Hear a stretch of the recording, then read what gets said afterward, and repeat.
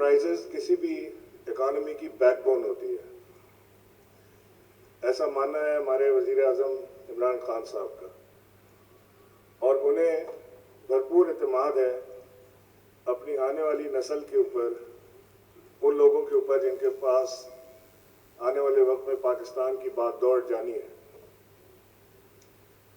یہ young generation کا ایک بہت بڑا گیپ ہوتا ہے، یعنی جب وہ گریجویشن کرتے ہیں یا کوئی ماسٹرز کی ڈگری لے کر نکلتے ہیں تو ایک خواب اپنی آنکھوں میں سجائے نکلتے ہیں کہ انہوں نے کچھ ایسا کر گزرنا ہے جو لوگ دیکھیں جس کو، اور کامیابی کی منزلیں ان کے قدم چومیں۔ لیکن unfortunately most of the times this does not happen. What happens is کہ جب وہ اپنا خواب لے کر باہر نکلتا ہے تو اس خواب کے اوپر پیسہ لگانے والا اس کا اپنا باپ بھی اس سے کتراتا ہے کہ یہ ایک عجیب خواب لے کر آیا ہے، نہ جانے کیا ہوگا اس کا، کیونکہ اس نے ساری زندگی اس بچے کی پڑھائی پہ، پرورش پہ پیسہ لگایا ہوتا ہے۔ اس کی خواہش یہ ہوتی ہے کہ اگر اس کی جوتے کی دکان ہے تو اس کی خواہش یہ ہوتی ہے کہ میرا بیٹا بھی اسی جوتے کی دکان سے اپنی کیریئر شروع کرے، اور بچے کا خواب ہوتا ہے کہ ایپ لانچ کرنا ہے، آئی ٹی کا کچھ کرنا ہے، اس کے اوپر وہ پیسے نہیں لگاتا۔ اور اس طرح ایک ٹرانسفارمیشن جو ہونی ہے وہ اسی طرح ہوتی ہے کہ مالی کا بیٹا مالی، ڈرائیور کا بیٹا ڈرائیور، جوتے کی مالک دکان کا مالک کا بیٹا جوتے کی دکان، گھڑی جو چلا رہا ہے وہ اس کے آباء اجداد سے گھڑیوں کا کاروبار کر رہا ہے۔ وہ ڈائیورژن جو ہے اس کے کاروبار میں آ نہیں پاتی، اور بائی دا ٹائم وہ اس قابل ہوتا ہے کہ وہ جو خواب اس نے دیکھا تھا یونیورسٹی میں، اس کو پائے تکمیل جو پہ پہنچانے کے لیے اس کے پاس جب اتنے پیسے جمع ہو جائیں تب تک اس کی سامنے اولاد کھڑی ہوتی ہے، اور پھر وہی سلسلہ شروع ہوتا ہے۔ تو اس گیپ کو برج کرنے کے لیے وزیر اعظم نے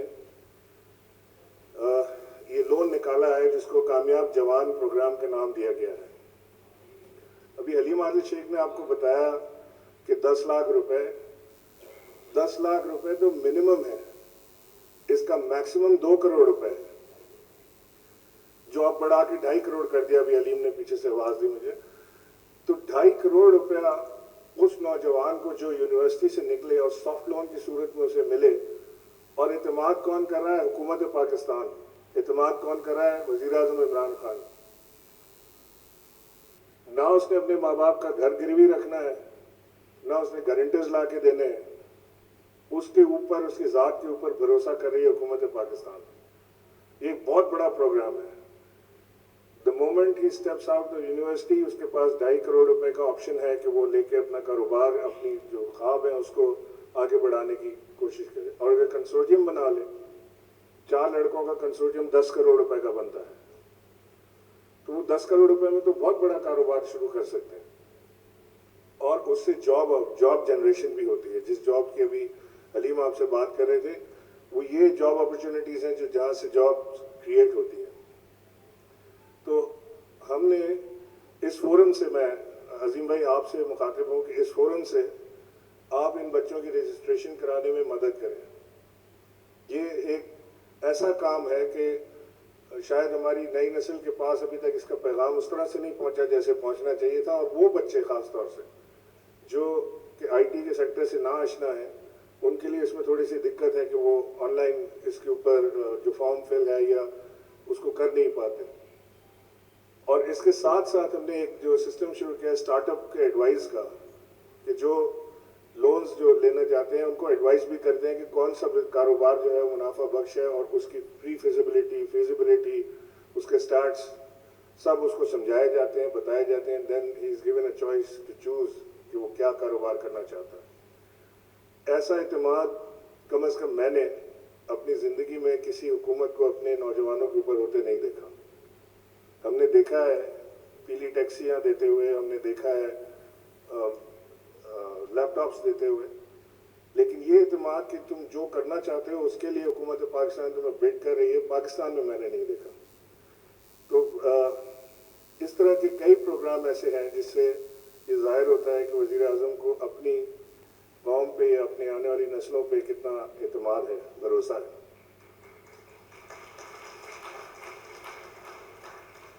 ہم اس کے ساتھ ساتھ اس وقت جو ایک ग्लूमी पिक्चर हमारे, मैं देखता हूँ टॉक शोज़ के ऊपर होती है और अपोजिशन बैठी मुसलसल उसके ऊपर लगी होती है कि जी लुट गए, बर्बाद हो गए, कुछ नहीं बचा पाकिस्तान में, ये सब नाकारा हो गया, बेकार हो गया निज़ाम।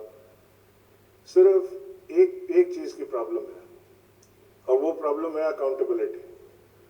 आज अकाउंटेबिलिटी बंद कर दें, कल ये सारे गुन गा रहे होंगे वज़ीर आज़म के। अकाउंटेबिलिटी किसी सूरत बंद नहीं होगी, चाहे जो हो जाए। वज़ीर आज़म ने बता दिया अकाउंटेबिलिटी बंद नहीं होगी, क्योंकि हमारे मुल्क में प्रॉब्लम ही करप्शन थी।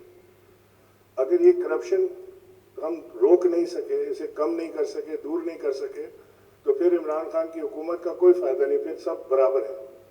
तो ये चीज़ कभी भी नहीं होगी। ये आप भरोसा रखें कि अगर कभी पाकिस्तान में पैसा लगाने का वक्त था, अगर कभी पाकिस्तान पे भरोसा करने का वक्त था, अगर कभी पाकिस्तान में इन्वेस्टमेंट का वक्त था, तो वो आज है।